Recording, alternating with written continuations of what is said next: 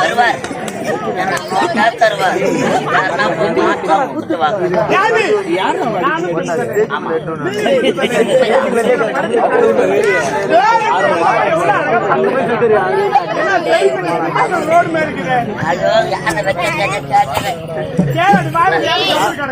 போவாத கோயிலு கிடையாது.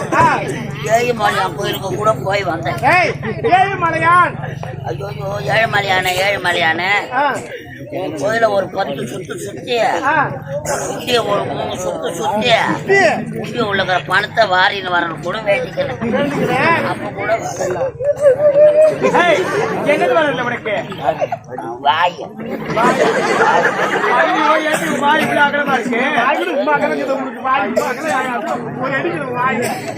எனக்கு அரிசி போட்டாங்க